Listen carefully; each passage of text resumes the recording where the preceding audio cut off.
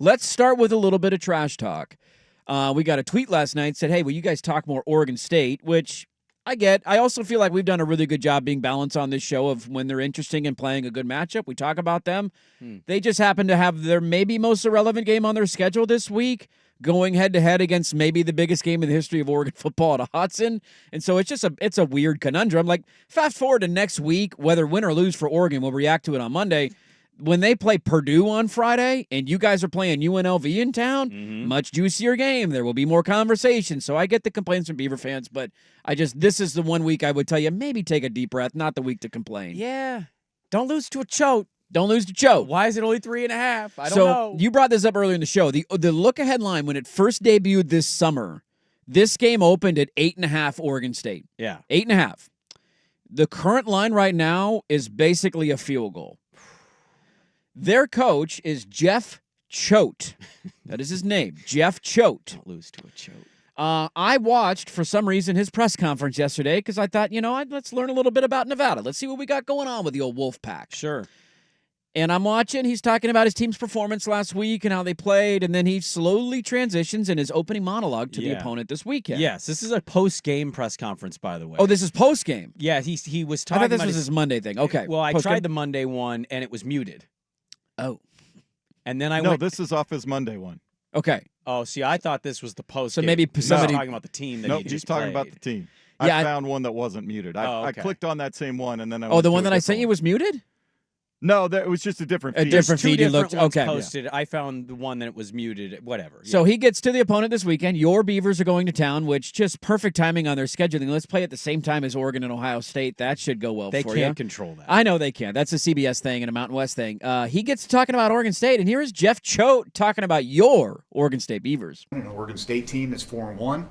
Oregon State is, I don't know if they know how to get to Reno. They've been in Corvallis forever. They've played, I think, 4 of their 5 games at home, including 3 in a row plus a bye.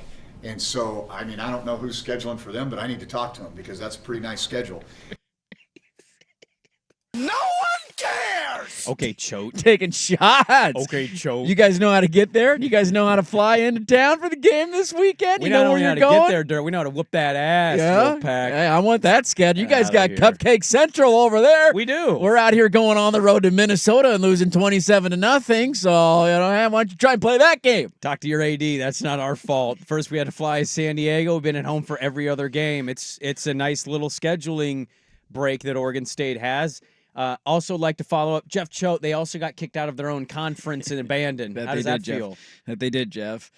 Look, this is pretty dumb, and I do appreciate him saying this, though, because this game does not have a lot of juice for me. And then I heard this, and I was I'm a like, Beaver fan. It's got no juice. I just want to see my team comfortably kick their ass. he's not trying to, he went on to compliment them, and he had a relationship with Bray's dad, and there was more after.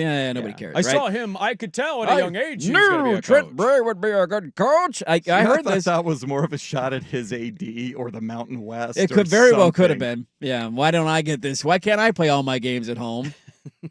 Yeah. What have you guys got on the road to San Diego State? Is That's that the only road game so Everything far? else, Purdue, Oregon, Colorado State, Idaho State, and a bye. Mighty Bengals. What can you not control? Your schedule. We're not making it. We're just playing the team in front of us, man. That's all we can do. This doesn't need to be the big overarching conversation here. I'm not really excited for this game. I don't really understand the spread. Spoiler alert for the Big PP.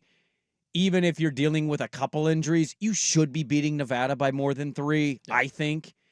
Their TV viewership numbers have so far gone well. So I was going to bring that up. Last week, they played, obviously, Colorado State. Now, the game went to overtime, or double overtime. Yeah. So that helps when you get a close game. This had to have been a point of pride. Now, it doesn't mean anything because the conference stuff is settled. They beat Kansas and Arizona State, and that game was on ESPN2. Kansas was a team that came in with some conversation. Arizona State was a team that got an invite to the Big 12. You beat them by over 100 or almost 100,000 viewers. And that, I believe, was actually a close-ish game, if I'm recalling that. I didn't watch that whole game. I didn't watch a second of that game. I kept it a little bit on the I would, kind of keep an eye on it. I'll take a look. Give me a second. But I thought that was an okay game.